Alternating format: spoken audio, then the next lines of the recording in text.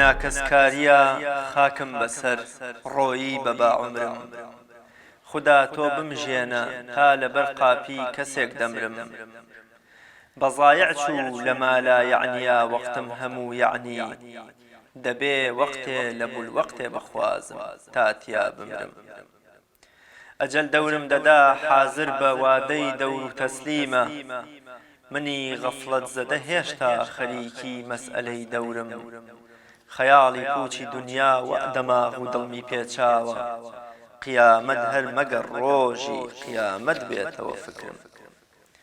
لە پێکەوتوم و نەفسم بۆ هەوا دەشنێ وەکوو منداڵ لەبەر پیری سرم خۆی ناگرێت و تازە پێدەگرم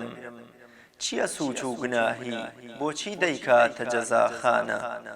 لە قەبر هەڵکەن هەتا ڕۆژی جەزا دەعوا چییە قەبرم سبەینێ یحشەڕ المەرئە براگەل فرسەتە ئەمڕۆ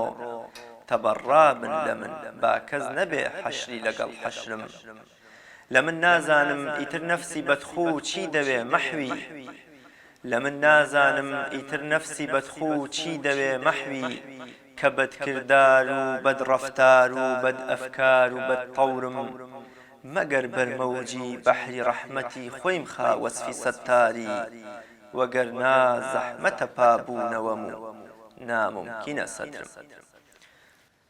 سڵاوی خوای گەورەتان لێبێ بینەرانی عزیز و خۆشەویست شەیدایانی شیعری مەحوی عاریف و شاعری هەڵکەوت و گەورەی کورد مەلا محەممەدی کوڕی مەلا عوسمانی باڵغ ڕەزا و ڕەحمەتی خوای لێبێ مەرگ لە لای مەحوی ئامادەیەکی بەردەوام و زۆری هەیە ئەتوانین بڵین یەکێکە لەو عاریف و شاعیرانەی کە توانیوێتی تەواوی جۆرە جیاوازەکانی مەرگ یا چەمکە جیاوازەکانی مەرگمان بۆ باس بکات و لە دیوانی خۆیدا جێیان بکاتەوە لە مەڵقەی بەرنامەی خەڵوەتدا قسە دەکەین لەسەر جیهانبینی و تێڕوانین و تێگەیشتنی مەحوی بۆ مەرگ یا ئامادەیی چەمکی مەرگ لە لای گەورە عاریفی کورد مەحوی ڕەزا و ڕەحمەتی خوای لێبێ بزانین مەحوی چۆن باسی لە مەرگ کردووە ئایا مەحوی شاعیرێکی مەرگ بغزێن و مەرگ ڕەتکەرەوەیە یا بە پێچەوانەوە مەرگ دۆست و مەرگ خوازە و بە چاوی گەشتبینی و ئومێدەوە سەیری مەرگ دەکا و پێی وایە گەشتنی خاڵی حەقیقەتە یا گەشتنە بە لیقای خوا و پێغەمبەرەکەی صلى الله عليه وسلم لەگەڵ زۆر بەڕێز جەنابی مامۆستا عەبدوڵڵا قەرەداغی نووسەر و لێکۆڵەری ئەدەبی پێکەوە باز لە چەمکی مەرگ دەکەین لای مەحوی جەنابی مامۆستا زۆر سپاس دەکەم سپاسیەوە دەکەم سپاس بۆ دەرفەتەی کە پێت بەخشین سەرتا پێم خۆشە وەکو دەواازەیەک بزانم عاریفان و شاعیرانی ئێمە بۆچی لە شعرەکانیاندا مەرگ پانتاییەکی زۆری هەیە و باسییان لە مەرگ کردووە بەناوی خوا پرسیارەکە زۆر جوانە بەڕاستی مەرگ ڕەهەندەکان بەبوو ڕەهەندانی کە لە بوارە بڕیارە لەم دیدارە باسی بکەم گرنگیەکی زۆر گەورەی هەیە و بەڕاستیش ئێمە سەرنجی سێ جۆر مەرگە دەین لای شاعرێکی وەکو مەحوی یەکێکیان مەرگی معنەویە یعنی ئەو مەرگەی کە ئینسان بە لە ژیانی شابێت تازە مردووە یعنی حیسابی زیندوی بۆ ناکرێ مەحوی لەو حاڵەتە لەو غەزەلی کە جەنابەت خوێنتەوە با بڵێن سکاڵای بەدەست مەرگی معنەوی خۆیەوە هەیە هەڵبەتە ئەمە بەو معنایە نییە ئیلا ئەبێ مەحوی وابوو بێ بەڵام مەحوی کەم و کوردێک لە خۆیان ئەبینێ بەرامبەر ئەو ئەرکانەی کە هەیەی و بەجێی نەهێناون کەم و کوڕێک ئەبینێ لە مەسلەی بربەرەکانیەکردنی نەفسە کەم و کوڕێک ئەبینێ لە خۆیدا لەوەی کە تا ڕادەیە کەوتۆتە ژێر کاریگەری دنیاوە کەم و کوڕێک دەبینێ لەوەی کە ئەرکەکانی تری خۆی ئەرکی دنیایین نەک ئەرکی ڕۆحین کە بەجێ بێن ئەمە یەکێکە لە جۆرەکانی مەرگ کە سۆڤیەکان بە گشتی بایەخێکی زۆر گەورەیان داوەتێ و گرنگی گەورەشی هەیە نمونەی ئەمە ئەتوانین لە فەرمودەی پێغەمبەر صلی الله علیه و بۆ نمونە باسی بکەین القلب الذي ليس فيه شيء من القرآن كأنه بيت خرب ماڵێکی وێرانە وەکو ماڵێکی وێران وایە دڵ ئەگەر لەو حاڵەتە ماڵی وێران بوو دڵ وێران بوو ئەو کەسە ئیتر بەڕاستی لە ڕووی معنەوی مردووە زیندوو نییە لە کاتێکە کە دڵ ئاوەدان بوو ئاوەدانەکەش پێش هەموو شتێک بە خۆشەویستی خوا و پاشان بە خۆشەویستی لە خوادا ئەوەش کە هەر خۆیە فەمێ بەخوا قەسەم لەگەڵ دڵی خاڵی لە سۆزی عشق بەڵێ تەکراری حرفە بەس دەمی پڕیا خوددا بێگومان ئەگەر عشقەکە نەبێت ئەو یاخودایە بەڕاستی هیچ ناگەێنێ نەک تەکراری حرفە بەڕاستی بەکارهێنانێکی زۆر نابەجێی ناوی خوای گەورەیە لەو شوێنە کەواتە ئەم توانین بڵێن چەمکی یەکەم زیندوێتی جەستە و بۆشایی ناخە مەرگی دڵ من حەزەکەم نەختێک ئەمە زیاتر بە شێوەیەکی باش بکەم سۆفیەکان لە ڕوانگەی فەرمودەیەکی پێغەمبەر صلی الله علیه وسلم بەرەو مەسەلەیەکە ئەو فەرمودەیە فەرمێت إذا أذنب العبد نكت في قلبه نكتة سوداء تەماشای ئەوە کە بە گوناحێک خاڵێکی ڕەش لەسەر دڵ دروست دەبێت بەردەوامی فەرمودەکە چییە فەرمیە ئەڵێ ئەگەر ئەو بەندەیە هات پاشگەز بووە و گەڕایەوە ئەو خاڵە لەکە ڕەشە لا ئەچێت و سپی ئەبێتەوە بەڵام ئەگەر گوناحەکانی زیادی کرد و ئاوڕی لە خۆی نەدایەوە وای لێدێ وردە لەکە بەشی دڵ ئەگرێتەوە تا وای لێدێ قفلی لێ ئەدا هەموو ژەنگ هەڵێنێ پێغەمبەر صلی الله علیه وسلم ئەفەرموێ وذلك هو الران وەکو لە ئاەتی قورئانی ئەفەرموێ پیرۆزە ئەفەرموێ كلا بل ران على قلوبهم ما كانوا يكسبون ئەمە ئەم حاڵەتە ئەبێتە مەرجی معنەوی ئینسانەکە بەشێک لە سۆفیەکان ئەڵێن لەم حاڵەتە شەیتان لە هەر لایەکەوە بێت بۆ ئەو ئینسانە زەفەری پێ ئەبات چونکە دڵی ڕوون ناکنە بۆ تەواو ڕۆحی لە جەستەیە بۆتە زیندانیەک تازە ناتوانێت دەرک بە هیچ شتێکی تر بکە ئەمە لەم حاڵەتە طبع الله على قلوبهم ئالێرایە لەبەر ئەوە هیچ شتێک کەس پێ ناکات سۆفیەکان لە گریمانەی ئەوەی چۆن لەم حاڵەتە ئینسان ڕزگارە بێ ئەو تەسکیەی کە قورئانی پیرۆز لە چەندین شوێنە باسی کردووە و کە پێغەمبەر صلی الله علیه وسلم یەکێک لەو دوعایانەی کە حەزەتی ئیبراهیم بۆ پێغەمبەری کردووە ڕاستە باسی ئەوەی کردو یەکەم یعلمه الکتاب والحکمة ویزەکیهم بەڵام خوای گەورە کە دوعاکەی بۆ بەجێ کردووە یوزەکیهم وی خستۆتە پێش یعلمه الکتاب والحکمة ئەمە خاڵێکی زۆر گرنگە ئەم تەسکیە بەوە دەست پێکات ئینسان وردە دەست بکاتە سێ قۆناغی باشی خۆڕزگارکردن قۆناغی یەکەم ئەوەیە کە فعلەکانی پێوترێ فەناء الأفعال فعل و کردەوە و هەموو قەول و ئەوانە هەموو شتێکی ئەوانە ویکار خۆی بە بەدکردار و بەدڕەفتار و بەدئەفتار و بەقەورم هەموو شتێکی خراپە ئەبێ وردە دەست پێ بکات لێرەوە دەست پێ بکات لێرەوە دەست پێ بکات تا نەبگاتە ئەخیر کە خۆی وەختێکی وەختێکی بداتێت تا لە وەختەکە بمرێ ینی نەگاتە ئەوەی کە بمرێ بەکردەوەی لە ئەم کردەوە با بڵێن ئەمەی کە پێوترێ مەردی فیزیکی لە دووەمین خاڵا باسێکەمەوە مسایلەنە نەگاتە ئەوە خۆی ڕزگار بکات و فریای خۆی بکەوێت ئەجینا ئەمە کێشەکە زۆر گەورەیە وردە بەوەی کە نەجاتی بوو لە هینی خۆی ئەم جارە نەجاتی بێ لە سیفەتە خراپەکانیش زین یەکەمی جار ئەفعالە کە فعلەکان وردە توانی زاڵ بێ بەسەریانە وردە سیفەتە خراپەکانیش ئەبێت لە قۆناغی دووەمە زاڵ بێ لە سێ قۆناغی سێمە زاتە ئینسان بێ زاڵ بێ بەسەر زاتی خۆشیە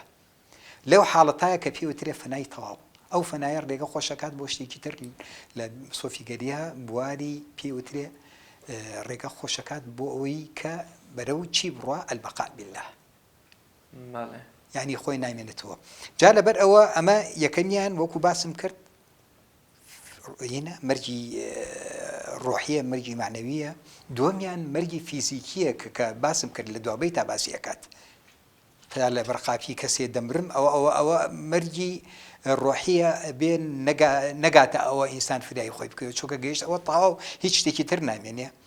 مەرگی سێم ئەوەیە کە ئینسان ئەو سێ سیفەتانە کە باسم کرد ئەقوال و سیفات و زاتی خۆی بمرێنێ کە ئینسانێکی زۆر گەورەتر و باشتری لێ دەرەچێتی تر ئەمە زیاتر لەم حاڵەتە فەرمودەیەکی قودسی هەیە لەگەڵ ئەوە زیاتر ئەگونجێ ئەوەی کە خوای گەورە طبعا لەسەر زاری پێغەمبەر صلی الله عليه وسلم ئەیگێڕن ئەڵێ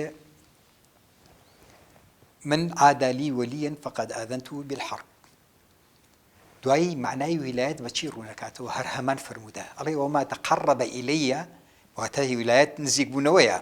وما تقرب إلي عبدي بشيء أحب إلي مما افترضته عليه يعني فەرزەکان پێش هەموو شتێک ئەبێ بەباشی جێبەجێ بکات ئەمە قۆناغی یەکەمی نزیک بوونەوەی و خۆشەویستترین قۆناغە لای خوا چونکە بێفەرزەکان ناتوانین تۆینی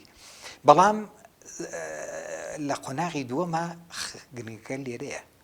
قۆناغی دووەمە ئەڵێ ولا يزال عبدي يتقرب إلي بالنوافل حتى أحبه نافلە لە زمانی عەرەبیە زیادەیە معنای زیادەیە نوافل معنای زیادە طاعەتە ئیتر زیادە نوێژ بێت زیادە ڕۆژوو بێت زیادە لە سەدەقە بێت زەکات بێت سەرفترە بێ هەر شتێکی تر بێ ومن تطوع خيرا فهو خير له ئەوە تەتەوعە با بڵێن تۆ چی ئەەکەی زیادە ئەوە ئەبێتە مای ئەوەی چی وما تقرب إلي عبدي بشيء أحب إلي من افترضته عليه ولا يزال عبدي يتقرب إلي بالنوافل حتى أحبه کەواتە عبد لە کاتێکا گەیشتە ئەو حەدە ئەم مەرگەی سێم کە گەیشتە فەناکە خوا خۆشەوێ فإذا أحببته كنت سمعه الذي يسمع به وبصره الذي يبصر به ئەمەی دووەم پێوترێ علمی لدني وبصره الذي يبصر به ويده التي يبطش بها ورجله التي يمشي بها ولئن سألني لأعطينه ولئن استعاذني لأعيذنه ئەم جۆری سێمەی مەرگ جۆرێکی زۆر گەورەیە جۆرێکی زۆر پیرۆزە جۆرێکە کە بەڕاستی ئیتر بە هەموو کەسێکیش ناکرێت بێگومان بە خەڵکانی زۆر زۆر دەگمە نەکرێت ئەوەی کە بگاتە ئەوەی کە بە تەواوی خۆی فنا بکە بار هەر سێ فەناکە فەنای ئەفعال و فەنای صفات و فەنای زات ئەو کاتە ئەتوانێ بگاتە ئەوەی کە شایانی ئەوە بێخوا خۆشی بێ مەحوی دیدی بۆ مەرگ چی ئەمە زانیمان سێ چەمک هەیە کە باز لە مەرگەکە لە دیوانی مەحوی لە شیاری مەحویە دیدی ڕاستەقینەی خۆی بۆ مەرگ چیە سێمە زۆر جا بۆم نەگونجێ دەرک بەم سێ چەمکە بکەین ینی ئەزانی بۆم نە مەرگێکی معنەویمان هەیە مەرگێکی جەستەیمان هەیە مەرگێکی تریشمان هەیە بەڵام لەوە چێ زۆر جار بەهۆی کاروکردەوە خراپەکانی خۆمانەوە مردن ببوخزێنین ڕەدی بکەینەوە مەحوی لە شعرەکانیەوە ئایا مەرگ دۆستە یا مەرگ خوازە یا مەرگ ڕەتکەرەوەیە گومان مەرگ دۆست و مەرگ خواز بەو معنە ئاسەیە کە خۆمان بەکارێنین نەخێر هیچ کاملێنەوانە نییە مەرگیش بەو معنایی تر بە معنەوەکە بێگومان ڕەتەکاتەوە بەڵام لە مەرگ ناترسێ کێشەکە نە مەرگ خوازە و نە لە مەرگیش ئەترسێ نەخێر مەرگ خواز چونکە مەرگ شتێکە لای خواوە دێت لەبەر ئەوە نابێت و ڕەتی کەیتەوە بەڵام نابێت تۆ بەو معنایی تر بەرەو مەرگ بڕۆی بەرەو مەرگە فیزیکەکە یعنی نابێت تۆ خۆت بیتە مای مەرگی خۆت نابێت خۆت ئاواتی ئەوە بخوازیت چونکە ئەوە بڕیارێکە پەیوەندی بە تۆ نییە پەیوەندی بەخواوەوەی بڕیارەکە بڕیاری خوایە لەبەر ئەوە تۆ چۆنی دەخوازیت وەکو قبولکردن ئێستا بۆ نمونە پێغەمبەری خوا صلی الله علیه وسلم لەسەر مینبەر دەفەرمێ خوا عەبدێکی ینی سەرپشک کرد لە نێوان دنیا و ئەوەی کە لای خۆیەتی بەندەکە لای خوای هەڵبژارد ئەمە مەبەستمێ ئەمە خوازیە نەگەوەی کە تۆ بەدوایە ئەم جۆرەیان عیلاقەی بە ئەو مەرگەوە هەیە کە باسم کرد کە ئینسان خوای هەڵبژارد معنای دنیای هەڵنەبژارد و دڵای هەڵ نەبژارد بە معنای کلمە دڵنیە چونکە مەحوی دوای لەو هێنا لەوە شتی زۆری هەیە کە دنیای هەڵنەبژارد بە تەواوی خوای بەتەنها ویست لەسەر تۆم دوشمنە دنیا قەزیە مانع الجەمع کە تەرکی تۆ نەکەم تەرکی هەموو دنیا نەکەم چ بکەم کە تەرکی ئەوی نەکرد تەرکی هەموو دنیایی کرد بەرەو چی ئەڕوات بەرەو ئەڕوا هەرسێ قۆناغەی فەنا لە خۆیان جێبەجێ بکات کە قۆناغەکەی فەنایی لە خۆیان جێبەجێ کرد دوای بەقا بالله ئەمێنێتەوە ئەوە حاڵەتێکی گەورەیە ئەگەر بتوانێت قۆناغەکان بە سەرکەوتووی بەرێ ئەوە مۆزوعی بە سەرکەوتووی باتە سەر ئەوە جۆرەبوونێکی تایبەتی بۆ خۆی هەڵبژاردەوە کە خوا بە پێی ئەو فەرمودە قودسیی کە لە کتابی ئیمانی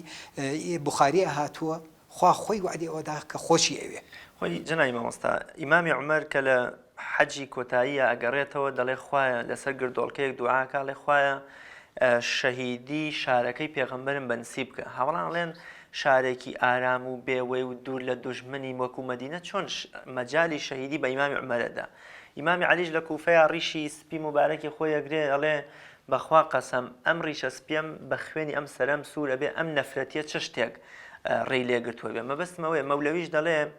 یاران چون سافی مەی وەکامەوە وێردن هەر من وەکو دوردمامەوە ئەمانە جۆرێکن لە مەرگ خوازی بۆچی مەحویش بە مەرگ خواز ناو نەبین ئەوانە بەڕاستی مرگ خوازی نین بە وردەکاری بخۆ مەحوی ئەوەی هەیە بەو هەموو تاڵیەوە شربەتی مەرگ ئەهلی حیا خۆشگەواراترە بۆی ئێستا لە شەکراوی حیات جوانە ئەمە بەرامبەر کێپێکردن لە بینێوان دوو مرگ مەرگە معنەویەکە و مەرگە فیزیکەکە مەرگە مادیەکە مەرگە مادیەکە ئەو مەرگەیە کە هەمومان باسێکین فڵانە کەس ئەمری خوای کرد ئەوە مرد تەواو ئەمە مەرگی فیزیکیە تەواو کوژیانی کۆتایی هات لەم دنیاە ئەو ماوەی کە بۆی بڕیار درا بوو لەم دنیاە کۆتایی هات بەرەو ئەوە ڕواکە ژیانێکی تر دەست پێ بکە بەڵام لە ڕوانگەی هەموو ئەو خەڵکەی تر تەواو ئەمری خوای کردووە و مردووە ئەمە مەرگە فیزیکەکەیە بەڵام ئەهلی حیا چه مەرجێکیان پێ خۆشترە بە پێ ئەمینە مەرگەکەی تریان پێ خۆشترە بە تەئکید لەبەر ئەوە ئەهلی حیا ئەیانوێ مەرگە فیزیکیەکە زوو بەدی بێنن بۆ ئەوەی بەرەو مەرگە لە خۆیان لە مەرگە معنەویەکە دوور بخەنەوە ڕاستە ئەمە مەسەلەکەیە منیش مەبەستم ئەم مەرگە فیزیکێ نەگەوەی مەرگە فیزیکەکەم بەڕۆن هەمویان چونکە گەشتنەوەیە بە پێغەمبەر و بە یاران و بە خوای گەورە نەنا حەوخۆ هینە لە سەرچانی کەسانی دی جەنازەی من وتی چابوو میفتادەش لە غەم ڕزگاری بوو بۆ خۆی و سەرپێکەوت تەماشاکە کە سەرپێکەوتن ئەوەیە کە لە تۆ لەم بەڵام نەجاتت بێ بەڵام ئەگەر تۆ بڵێ مەرگ خواز مانای ئەوەیە تۆ خۆت بەرەو مەرگەکە ئەڕۆی ئەم دوو حاڵەتە ینی با بڵێن تۆ خۆت ئەکوژی خۆکوشتن نییە ئەتوانین بڵێن مەرگ دۆستە بێگومان مەرگ دۆستە هەموو شاعرێکی سۆفی مەرگ دۆستن بەو معنایی مەرگ لەم ژیانە ڕزگاریان نەکات چونکە ئەم ژیانە بەڕاستی دنیا هەر هەموو مای فیتنەیەکی گەورەیە مەحوی لە هەموو شوێنەکە باسی ئەو فیتنەیە ئەکات بەڵێ یەکێکیشە لەو شاعرانی زەمی دنیا زۆرەکە هەموو شاعرێکی سۆفی زەمی دنیا زۆرەکات بەزخوا مەحوی تونتر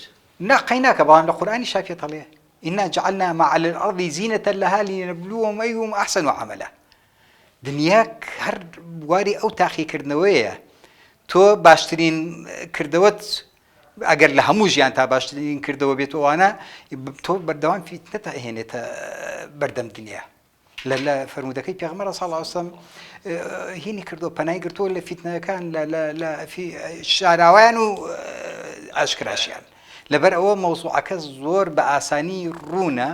بە ئاسانیش هەموو کەسێک لەو فیتنەیە ڕزگاری نابێت ینی ئێمە لە تاریخی ئیسلام ئازانین دوو کەس لە خەلیفەکان چوار خەلیفەکە بە فیتنە شەهید بوون حەزەتی عوسمان و حەزەتی عەلی ڕەحمەتی خۆیان لێبێ لەبەر ئەوە تۆ ئەو فیتنەیە کێشەیەکی زۆر گەورەیە کێ ئەتوانێت لە بەردەم فیتنە خۆی ڕزگارکە لە فەرمودەکانی پێغەمبەر صلی الله علیه وسلم ئەڵێ فیتنەکە هات هەڵێن لێی ئەم دنیا پڕ فیتنەیە کێ حەزەکاتیان دمێنێ ئەگەر کە ئاهلی حیات بێ وەکو مەحوی لەو بەیتا باسیەکات هەرەوەیە کە ئەفەرمێ بە پیری مەرگەوە فەرسەخ بە فەرسەخ ڕۆیون مەردان ئەوی باکی بە مردن بوو دیارە بڵحو نامەردان لەرەوە ئەمەوێ بڵێم کە مەحوی لێرا پێمان ئەڵێ ئەگەر تۆ مەردی و مەردی مەیدانی گەشتن بەخوا و بە حەقیقەتی لە مردن مەترسە چونکە ئیمامی عەلی فەرمێ لە مەرگ مەترسە تاڵاوی مەرگ لە لێترسانەکەیدایە مەبەستمەیە لێرەدا دەرەکەیە کە مەحوی مەرگ بە شتێکی ئاسایی و دەرگای ژیانێکی بەرفراوانتر ئەشو بێن مەرگە جەستەیەکە مەردە فیزیکەکە بێگومان وایە چونکە ئەو مەرگە هیچ شتێک نییە غێری ئەوەی کۆتایی بە ژیانێکی پڕفیتنە و ژیانێکی پڕاشوو بوو ژیانێکی پڕ ناخۆشی بەرەو ژیانێکی ڕاستەقینە ئەمەیان ڕزگار بوونە بەڕاستی ئەمە ڕزگار بوونە بەڵام بێگومان ئەمە مەرگ خوازی نییە بۆ معنای تۆ دۆستی مەرگیت تۆ حەزت لە مەرگی خۆتە حەزت لەوەیە بەڵام تۆ ناڕۆی بەرەو مەرگەکە بەس ئەوەندەی زۆر جار دایکێک لە دووری مناڵەکانی یا لە بۆمنە لە زۆڵم وستەمی دەوروبەرەکەی ئەها زۆر جار ئەڵێ یاخوا من بمرم و نەجاتم بێ لە دەزەم ژیانە و لە دەست ئەم قەرزاری و نەخۆشی و نەبوونی و بێکەس و کاریە بەڵام مەحوی ئەمەی لێ ناخوێنرێتەوە یعنی مەبەستمەیە ئەگەر چی جەناب دەفەرمووی فیتنەی دنیا پاڵنەرە بەڵام لە یەئس و نائومێدیەوە نییە کە مەرگ دۆستە ئەو غەزەلەی کە جەنابەت خوێنتەوە تەماشای کە هەموو ڕواڵەتەکەی یەئس و نائومێدیەکە جەنابەت باسی یەکەی کەواتە یەئس و نەک نائومێدی بەو پاڵی معنە پێوە ناوەکە بێگومان یەئس و نائومێدی لە دنیا خۆی یەئس و نائومێدی لەوەی کە خۆی کەوتۆتە بەر کاریگەری دنیا و کەوتۆتە بەر کاریگەری نەفس کە بەدکردار و بەد ئەفکار و بەدکردار و ڕەفتار و ئەفکار و بەدتەورم مەگەر بەرمەوجی بەحری ڕەحمەتی ستارین مهم ئەوەیە لە حاڵەتی ئەتیادیە ئینسان متمانەی بەخۆی نابێت بێ ئەو مەسەلەیەکی ترە پێم وایە لە ئەڵخەی ترە باسمان کردو باسی ئەومان کردووە کە ئینسان نابێ گومانی بەخۆی چاک بێ ئەبێ گومانی بەردەوام بەخۆی خراپ بێ تا ئەگاتە ڕۆژی ڕەحمەتی خوا کە خوا ڕەحمی لێکات و ئەو ماڵاوەی لەم دنیای ئاکات خۆی بەشێ لە یەئسەکەی مەحویش پێی وایە مەرگ لێکگوێکەرەوە و فیراقەتی لەگەڵ یاران بەجێ ماوم لە یاران نابەجێ ماوم ئەجەل زوو بە مردن لەم قسووری ژینە ئیستیعفانەکەم چ بکەم ئەو مردنە فیزیکیە نییە کەمە بەستی ئەوەیە ئەو مردنە فیزیکیە نییە چون ئەگەر وا بێ ئەبێ ئەم بەیتەوا لێک بدەینەوە کە مەرگ خواسە بەڵام مەرگخوازی مامۆستا ئەوەندەی من تێگەشتم مەرگخواز شتێکی سلبی نییە نە مەرگخوازی شتێکی سلبیە بەڵام مەرگ دۆستی شتێکی سلبی نییە مەرگخوازی من وەکو باسم بۆ کردی تۆ خۆت بەدەستی خۆت بەرەو مەرگێک بڕۆی مەرگی فیزیکی خۆت بکەردی لەوایە یعنی با بڵێن کردداری مەرگ نەکەوێتە سەرت وەکو قەدرێک خۆ لە هەموو حاڵەتێکە ئەگەر خۆش ئینسان خۆشی بکوژێ ئەوە لە ئێرادەی خوا بەدور نییە هیچ شتێک بێ ئێرادەی خوا ناکرێت بەڵام کێشەکە لەوایە کە تۆ بێ فەرمانی خوا بکەی لە مۆزوعەکە سۆفیەک ئەگەر خوای خۆش بێ چۆن نەتوانێت بێ فەرمانی خوا بکات ڕابعە دوو بێتی جوانی هەیە ئەڵێ تعصي الإله وأنت تظهر حبه هذا لعمري في القياس بديع لو كان حبك صادقا لأطعته إن المحب لمن يحب مطيع تو أجي ملكشي فرمانك عن إخوة بيت خوا كاتي بود داناوة بو مردن أو كاتت يا أمريت بخير بي أو مردنا بخير بي أو مردنا من دوستي أو مردنا بلام خوم برو مردنيشي ترنارو مردنيشي نخواس راو بان مردنك جستيش بيت هەموو مردنێکی جەستەیی خوازراو نییە مردنی جەستەیی نەخوازراو ئەوەیە کە تو ئینسان بڕات و بێ ئەوەی ڕەچاوی ئیرادەی خوا بکات و ما تەشاؤون إلا يشاء الله لە هەموو حاڵەتێکە خواست ئیرادەی خوایە مەشیئەتی خوایە بەڵام تۆ شتێک دا نەهێنی کە لە دەرەوەی یاسا گەورەکەی خوا خۆیەوە بێت زۆر باشە کۆمەڵێ بمبورە یەک شتی تریشەیە خۆ مەسا حتا باسی ئەوە کاڵێ بڵاوی کرد و ڕۆیی کۆمەڵەی یاران و ئەهلی دڵ لە شوونی بەختە مەحوی ماوە بێ یار و ڕەفیق ئەمە هەردی سانەوە جەختکردنەوەی لەسەر ئەو وێتی جەناب خوێنتەوە بەڵام بەچ معنایەک ئێرە ڕوونتری ئەکات کێشەکە ئەوەیە هاودەمی نەماوە هاوڕازی نەماوە خەڵکانێکی هاوڕازی نەماوە کاتە هەموو ڕازەکانی شتەکانی ئەشارێتەوە بەرەو ئەوی بەرەو مەرگ جۆری سێمی مەرگ بڕات کە من باسمان کرد بەرەو فەناکە بە هەر سێ قۆناغەکەی ئەو مەسائلانە نەبوونی یار وات لێکات تەنها هاوڕاز و هاوریارت نەمێنێ پێکەوە بە شێوەیەکی جەماعی نەڕۆن تۆ ئەم جارە ناچاری بە شێوەیەکی تەنیا بەرەو ئینەکەی خۆت بڕۆی ئەگەر تەنیایی بەو مطلقیە بێت بەڵام ڕەنگە باسی ژمارەیەکی بەرچاوی یاران بکات لەبەر ئەوە کەسێک و دوانەوانە هەرماوە ماویشە بێگومان بە درێژایی مێژوو ترس لە مەرگ فۆبیا لە مەرگ لەگەڵ مرۆڤایەتیا هاتووە ئەگونجێ لەم سەردەمەشا کە سەردەمی خەیاڵی پوچی دنیاوە دەماغ و دڵمی پێچیانی سەردەمی سەرمایەداری تەکنەلۆژیا و خۆشگوزەرانیەکانە ئەگونجێ مەرگ ئامادەیەکی زۆر کەمی هەبێ لای خەڵک ئەین بۆیە خەڵک ئەگونجێ بڵێن ترسێکی زۆری لە مەرگ هەیە مەبەستمەوەیە ئەوانەی کە مەرگ ئەبوخزێنن ترس و ڕەشبینیەکی زۆریان بەرامبەر بە مەرگ هەیە پێیان وایە هەتا زۆرجار دەقائینیەکانیش خەڵک ناڵێ بۆم نەخۆشیەکانی قەبر ئەڵێ عەزابی قەبر ینی ئەم وشە لەسەر زمانمان ئەڵێ عەزابی قەبر و دوو مەلایکە دێن و چەکشێکیان پێ و ینی ئەگونجە کە واژ نەبێ بەڵام بۆ مەبەستمەوەیە مەحوی دەرهەقی ئەوانەی کە مەرگ بغزێن و مەرگ ڕەدەکەنەوە و ترس و ڕەشبینێکی زۆریان هەیە بەرامبەر بە مەرگ ئایا هیچ قسەیەکی هەیە تەنها لە جیهانبینی خۆیان قسە لەبارەی خۆیەوە دەکات بەرامبەر بە مەرگ ئەوەی کە باسی کرد ئەوەی کە خوێنتەوە ئەوەی باشی لە مردن ئەوی باکی بە مردن بوو دیارە بڵ نامەردە ئەوە دیارە ئەو باسی چیەکە من حەزمە کرد باسی خاڵێکی تر بکەیت ئێستاکە بەداخەوە خەڵکانێک هەن بە شێوەیەکی تر لە مردن ڕاکەن ئێستا لە سەردەمی کۆرۆنایە من باسی ئەمڕۆەکەم ئەمڕۆ خەڵک بە شێوەیەکی تر لە مردن ڕاکەن ئەوەیان لەبیر نییە ئەینەما كنتم يدرككم الموت أينما كنتم تو لە هەر کوێ بیت لەو ماوەیە لە شوێنێکا بووم خەڵکانێک ویان گێڕامە وتیان پیاوێک ڕۆیشت بۆ شوێنێک بۆ دەیەکەی خۆیان دەیەکەی خۆیان لە شوێنێکی دوورە بە تەنیا خۆی و ماڵ و مناڵی ڕۆیشت لە شوێنێکی بەرزە کە عادەتەن هەوا خاوێنە لەوێ ئەوانە بۆ ئەوی ڕزگاری بێ لە کۆرۆنا چەند مانگێک لەوێ بوو وابزان دوای ئەو ماوەیە خۆی لەوێ تووشی کۆرۆنا بوو ئەمە مەسەلەیە کە خەڵک زۆربەی جار ڕەچاوی ناکات تۆ لە مردن ڕائەکەی بەڵام ناتوانانی مردنە فیزیکی ئاسایەکەی کە خوا قەراری داوە ناتوانین لێ ڕابکەیت بۆ چۆ ڕووی بۆیە مەحوی لەبارەی ئەو کەسانەوە بەداخەوە ئەوانە بڵکو نامردن ئەوەی باکی لە مردن بێ دیارەیانە دیارە بڵکو نامردە ئەکینا بە پیرمەرگەوە ئەڕوا یارانیش هەروە هەر بە فەرسەخ لای ئێمە زیاتر بەوە هاتووە کە خۆی لە ئەساس وشەیەکی فارسیە کراوە بە عەرەبی پارسەنگی پێوتێ و فەرسەنگیشی پێ ئەوترێت دوودایەکەی زۆر باشی تهدید نەکراوە بەڵام باسییان کردووە لە نێوان 3 تا 6 میلە واتە لە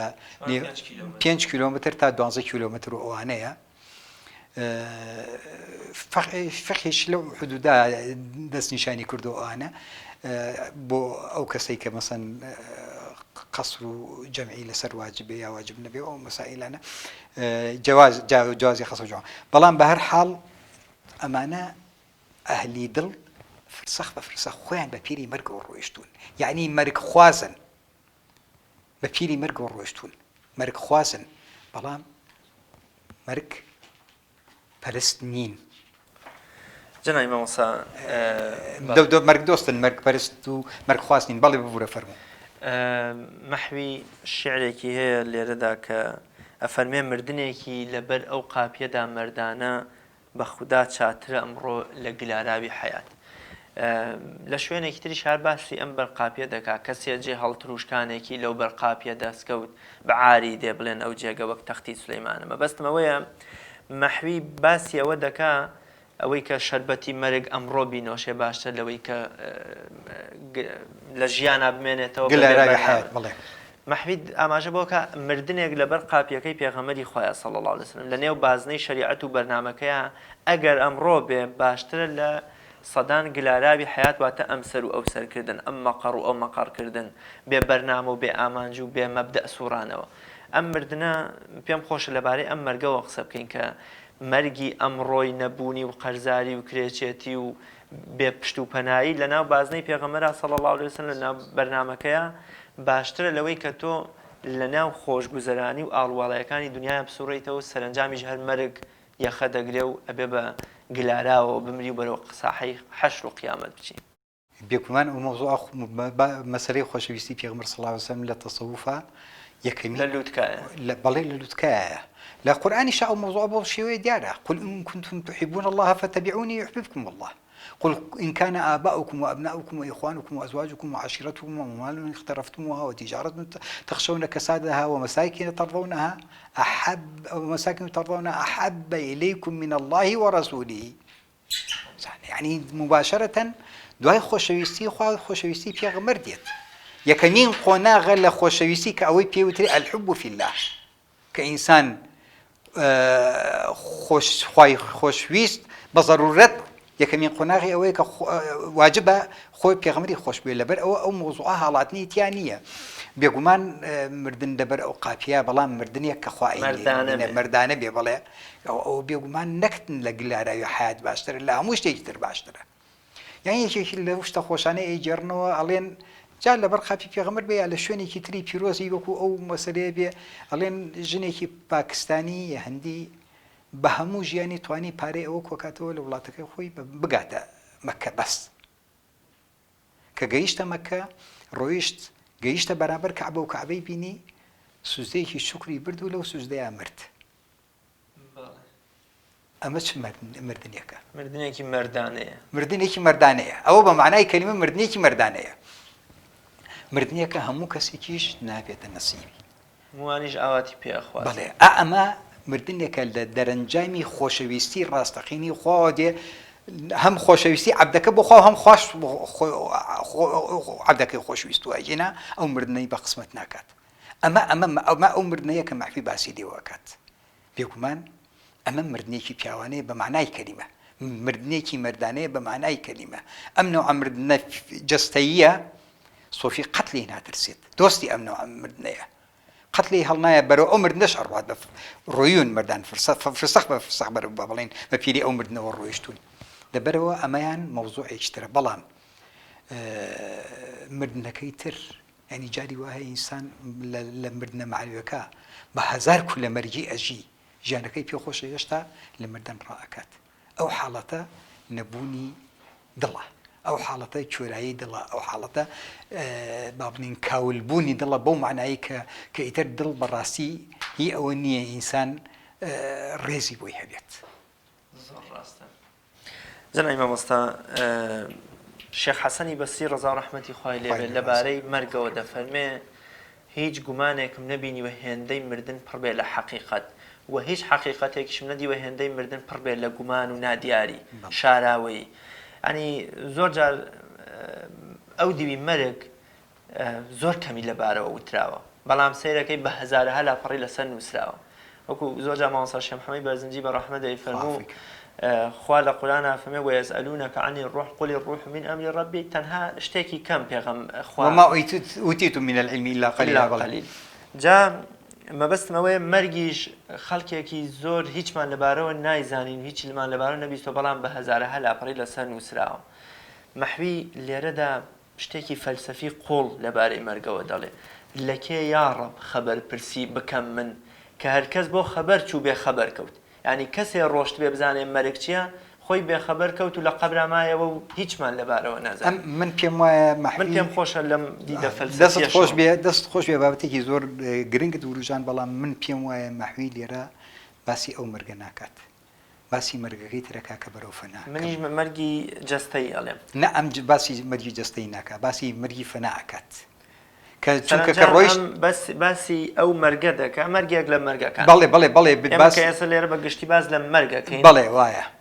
من پێم وایە مەحوی لێرە باسی جۆری سێمی مەرگەکە کە مەرگە زۆر گەورەیە کە مەرگی جەستەیە بەڕاستی مەرگی جەستەیە بەڵام مەرگی جەستەیی نییە مەرگی جەستە ئەوەیە کە ئەو جەستەیە تەواوی ئیتر نامێنێ ئەو شەهوەتە نامێنێ ئەو کردارە خراپە نامێنێ ئەو شتانەی کە پەیوەندی بە هەموو دنیاوەیە و دنیاپەرستی و دنیاخوازی و هەموو ئەو مۆزوعانە و بە فیتنە و شتەکانەوە ئەوانە نامێنێ تۆ تەسەووری کە شاعرێکی عەرب جوان باسی خەڵکانێکی کردو کە ئەو ڕێگایان گرتووە إن في الدنيا عبادة إن في الناس عبادا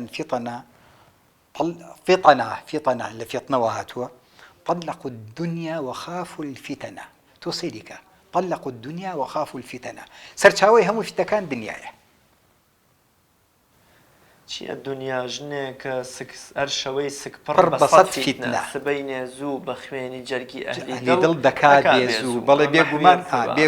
بێگومان ئەو مۆزوعە وایە چونکە کێشەی نەکە حتا دوعاکەی پێغەمبەریش صلی الله عليه وسلم اللهم إني أعوذ بك من فتن الدنيا ومضلاتها ما ظهر منها وما بطن من فتن الدنيا ومضلاتها ما أشكرا ونادياري بەڵێ بە دیار و نادیاریەوە هەردووکی من بخوایە پەنات لێ ئەگرم لە هەردوو جۆرە فیتنەکە ئەمە کە ئینسان دنیای نەویست کە دنیای تەلاقدا ئیتر ترسی لەو فیتنەیە نابێت ئەوەی کە خۆشەوێ مەحوی تۆ ئازایانە بدە دنیا سێ بە سێ طبعا پێش ئەوەی ئەو تەلاقت بدات پێش ئەوەی ئەو ماڵی نەکردووی بڵێ بڵێ آخر لە دنیا تۆ ئازایانە بدە دنیا ئەو ژنی شەوی ئەو ژنەی کە شەوانە 100 شو ئەکات کە تۆی ین کرد معنای تەلاقی داوی تۆ بۆ ئەوەی ئەساسەن ئەو تەلاقت نەجاری تەلاقی دا دنیا کە مەیل و ئارەزوی دا بە هەموو کەس ڕۆژە چاڕێکە کە تۆش بێگومان نەنە بێگومان ئەو مشکلەکە ئەوەیە تۆ ئامادەیە هەموو لەحظەیەک ڕووتەداتێ ئەتکاتە خاوەنی خۆی بۆ ماوەیەک بەڵام دوای ئەوە تەلاق دەدا تۆ باشتر نییە تۆ تەلاقی بدەی پێشەوەی ئەو تەلاقت بدا باشتر نییە تۆ ئەو لە کۆڵ بکەیتەوە پێشەوەی ئەو تۆ لە کۆڵ بکاتەوە باشتر نییە ئەو ڕیسوای بکەی پێشەوەی ڕیسوات بکات هاوکێشەکە تەواوە چکە تۆ ئەگەر ئەو تویست ناتە یعنی لا يجتمع حبانی في قلب واحد تۆ دڵت یەک دڵت هەیە ئەگەر بتەوێ دنیات خۆش بوێ ئەوە جێی خوایتیان نابێتەوە ئەگەر ویستیشت خوات خۆش بوێ ئەوە جێ ئەویتیان نابێتەوە مەحوی زۆر بوو جوان تعبیری لەو مەسەلەیە کردووە ئەڵێ بە تەحدید بە جوانی ئەڵێ سێبەری لێبارە هەر کەس مەیلی تەنهایی بکە کە تۆ مەیلی تەنهاییت کرد سێبەری خۆت کە هی خۆتە لێت بارە تۆ ئەبێ لەبەرەوە لەو خۆیەتیەش ڕزگار بی بۆ ئەوەی بتوانی سێبەرت نەبێیتر تەنها لەگەڵ معشوقەکە تا بە تەواوی بژیت بە کامیلی بۆ معشوقت بژیت ئەمە ئەو مەرگەیە کە جۆری سێمی مەرگە کە با بڵین بە فەنا تعبیری لەکەینەوەوانە بەس من مەبەستم زیاتر لایەنە فەلسەفیەکە بوو بەڕاستی زۆر جوانە ینی تۆ لە کێ یا ڕەب خەبەر پرسی بکەم من کە هەر کەس بۆ خەبەرچوو بێخەبەر کەوت بێخەبەر کەوت یعنی تر کەس خەبەری لەبارەیەوە خەبەری نەزانی تەواو ئەمە هەر نەشی توانی خەبەرێکمان بۆ بنێرێتەوە ئێستا هی وایە دەچێ دەڵێ چم بۆ قەڵایەک چم بۆ وڵاتێک دوایی ئەتوانێت بڵێ کاکە من نایەمەوە لێرە زەواجێکم کردووە لێرە خۆشە لێرە خۆش نییە خەبەرێکمان بۆ نێتەوە بەزەمەڵێ هەر بێخەبەر کەوت تەواوی تر نەخۆی هاتەوە لە خەبەرێک بۆ لای خوار ڕۆیشتووە فەفیڕوا إلى الله بۆ لای خوار ڕۆیشتووە ئیتر کە بۆ لای خوار ڕۆیشت تازە هیچ ئەم وجودە هەر هەمووی دنیا و هەمووی ئەوەی لەسەر دنیاە هیچ شتێک نییە لە حیسابی ئەوە لەبەر ئەوە بێخەبەر ئەکەوێت بەئینە وەکو لەئینە لە مەحویل لە زۆر بێت تا باسی سارا ئەکات ڕووکەی نەسارە حەقی ئادابی مەجنونی لە شارە تۆ لە شار لەوحا کە تۆ ڕۆیشتیت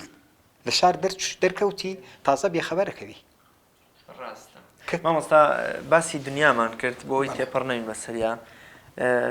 یەکێکی تر لە بەیتە شەرەکانی مەحوی کە هەست دەکەم ئاماژەی مەرگی تیادەوەی ئەوەی کە دەفەرمێ بە ئاوی تێگەیشتین ئێمە دنیا هەر سەرابێ بوو هەموو ئەشتن بە خنکان و لە وشکی شەمەلێ هەمومانە خنکێنێ بەڵام لە وشکی شەمەلێ ئەمە ئاماژەیەکی قوڵی مردنە عینەکەیە مردنە فیزیکەکەیە معنەویەکە یا فیزیکیە فیزیکەکەیە چونکە هەموو ئەشتن بە خنکان و لە وشکیشە مەلەی مەخلوق يعني أما سرابة دنيا خوازية أبا أبي تيجيشتين إيم الدنيا هر سرابة بو هر روشتين وتيريشين بلى نهر ناتواني نهر أيش ناخويتوا هر أيش ناخويتوا هر روش سرابة بلى ملاشي تياناكيت لوش كيا ملاكيت أما وهمك أما مردني معنوية أما مردني معنوية بمعنى كلمة تو لوهمك بجيت هتا أخير پابندیش بی بە وەهمە تا ڕۆژێک لە ڕۆژان تووشی مردنە جەستەیەکە ئەبی بە یعنی تاو خۆت ئەمریت نەک جەستەت ئەمرێ ئەمریت و تاو یعنی تر ژیانت نامێنە ڕۆح لەو جەستەیە دەرەچێت و جەستەت ئەبێتە تەنها نێکی بێجان کیانێکی بێجان ئەمە بەداخەوە خەڵکێکی زۆر بەمنەوە مردوون یەکێکی تر لە وشارە جوانانەی کە لەوە چە لە بەرم نەبێت لە پڕ بەردی ئەجەل بۆ شیشەی عمرم باسیەوە کە ئەمەیان چ جۆرە مەرگێکە کە مەحوی باز لەوە دەکات کە لە پڕێکە بەردی ئەجەل بەڕواڵەت باسی مەرگی ئەمە ئەکا کە خەڵک باوە لە ناو خەڵکە مردنی جەستەیی با بڵێن کە بە جەستە ئیتر ئەمرێت ئەوانە وار هەمان ئەو شتەیە کە مەولەوی بە ئاش و بە ئاسیا و بە ئاساوانە تعبیری لێکات و بەڵێ هەم بەو شێوەیە هەر باسی مردنە تەبیعیەکە ئەکات و مردنێکە ئیتر لە پڕ دێ کەس نازانێت چۆن باشە جناب مامۆستا بگەڕێنەوە بۆ یەکەم چەمکی مەرگ کە جەنابەت باس کرد مردنی معنەویە بۆ نمونە خواي گەورە هەر لە قورآن فەرمی ومن أعرض عن ذكري فإن له معيشة ضنكا ونحشره يوم القيامة یا باسی ئەو کەسانەکە کە کوێر و نابیز بوون لە ئەست قورآنە سەرنجام خواي گەورەش هەم بە کوێری حەشریانەکە و هەم وەکۆڵێ لەبیر خۆیان یاباتەوە. خاتو عایشە بە پیاوێک دەڵێ ڕەزا و ڕەحمەتی خوای لێبێ دەفەرمێ بڕۆ قورآن بخوێنە بەسەر ئەو دڵە ڕقەتە ئەگەر هەر نەگریایت و دڵت نەرم نەبوو ئەوە زیاتر ینی بەسمەوەی باسی دڵڕەقی و قەسوە دەکە. مەحوی بۆ مەرگی معنەویانە مرۆڤ بەهۆی خۆشگوزەرانی دنیاوە بەهۆی بێ ئاگایی لە قیامەت بەهۆی دوورکەوتنەوەی لە پەیامی پێغەمبەران دڵی تووشی ڕق و ڕقی و قەسوەت و دووری لە خوا بێ. ئایا مەحوی هیچ چارەسەرێکی ئەم مەرگە معنەویەی هەیە کە مرۆڤ بەجەستە زیندووە ڕوا بەڕێوە جلوبەرگەکەی شیک و پاک و خاوێن و بۆن خۆشە بەڵام دڵێکی خەمبار دڵێکی قفڵ لێدرا و دڵێکی دوو لە خوای هەیە. هیچ چارەسەرێکی ئەمەی کردووە مەحوی؟ هەموو چارەسەرەکانی ئەوە کە ئینسان لە سێ دوژمن نەجاتی بێت بەڵام زیاتر ئەوەی تەرکیزی کردوتە سەر دنیایە دوژمنەکە شەیتانە دنیایە و نەفسە. نە شەیتان و نە دەوران و نە خزمانم بە من ناکەن ئەوی نەفسی خەسیسم مەحویە کردوویە دەربارم بێگومان منەستەکەم مەحوی زۆر بەکەمی باسی ئیبلیسەکە بەس دنیای زۆر ڕق لێیە دنیای زۆر ڕق لێ و نەفس بێگومان نەفس خۆی مشکلەکە لەوایە تۆ کە باسی نەفسەکەی نەفس لە هەموو ئەم حاڵەتانەکە هەیە وما أبرئ نفسي إن النفس لأمارة بالسوء إلا ما رحم ڕاستە ونفس وما سواها فألهمها فجورها وتقواها بەڵام کێ قد أفلح من زكاها کێ ئەو کەسێک کە تەزکیە کردووە ئەمە کێشە گەورەکە لێرایە. من بەنسبەت ئەو ئینەش باست کرد بەڕاستی ئەو فەرمودە ئەو ئاەتەی قورئانی پیرۆز و ئەو فەرمودانەی کە ئاماژەت بۆ کردن گرنگ لەوایە کە ئینسان حیسابی سێشت ئەکات لە هەموو دنیاە لە هاوکێشەی گشتی مەرگ و ژیانە لە معنە تایبەتەکانی ئەوانە حیسابی ئەوە ئەکات ئایا توانیویەتی بژی بە معنای کەلیمەیە نەتنێنی توانیوە بژی ئایا ئەو چەمکی بەختەوەریەی کە هەیەی چەمکێکی ڕاستەقینەیە یان نە لە دواییشە ئەو مردەی کە ئەمرێت مردنێکی پیاوانەیە یا مردانەیە یان نە ئەم مۆزوعە زۆر گرنگە ئینسان حیسابی ئەوە بکات ئەگەر ئینسان چۆر بوو وان كان في هذه أعمى فهو في الآخرة أعمى وأضل سبيلا. أجر إنسان دلي شرب لم دنيايا أجر إنسان دلي مردوب لم دنيايا أجر إنسان الروي معنوي مردوب تازة شيلي أكيد. هر فرمودی جنابت فرمودتو که هر خالی رشی کدو تو بین کرد خوا قفلی كلا بل ران على قلوبهم ما كانوا يكسبون رنگا خلقانك لزانكاني أمته باسي أو كان لرينيشا يشتا أملي أو هي چونك إن الله يغفر الذنوب الجميع لا تقنطوا يعني لوحة من رحمته إن الله يغفر الذنوب جميعا أجر موضوعك أو بيت كإنسان رحمتي خوا بو بدينية لبرو إنسان بردوام درجايك هي بارينيش بيت درجايك هي درجاك إمكاني هي بكرته إمكاني هي أوري لخوي بداته إمكاني هي دس بوق وناغ سختي تسكيب كات تابتوانية بقاتا أو حديك بيويستا زور باشا مامۆسایان زۆر سپاس دەکەم کاتی بەرنامەکەم تەواو بوو بە ئومێدیەوەی توانی بێتمان وەکۆڵە تیشکێ بخەینە سەر چەمکی مەرگ لای عاریف و شاعری گەورەی کورد مەحوی خی گەورە پاداشت باتەوە لە مەرگی معنەوی و دڵڕەقی ئینشەڵا ڕزگارمان بێ بینەرانی عەزیز خۆشەویست سپاس بۆ بەڕێز جەنابی مامۆستا عەبدوڵڵا قەرەداغی نووسەر و لێکۆڵەری ئەدەبی کە پێکەوە باسمان لە چەمکی مەرگ کرد لای شاعری گەورەی کورد مەحوی بە ئومێدی ئەوەی کە بەرنامەکە و ناوەڕۆکەکەی جێی ڕەزامەندی خوای گەورە پاشانێوەی عەزیز و خۆشەویست بوو بێ و تا بە یەک گەشتنەوەیەکی تر بەخوای گەورە مێهرەبانتان ئەسپێرم.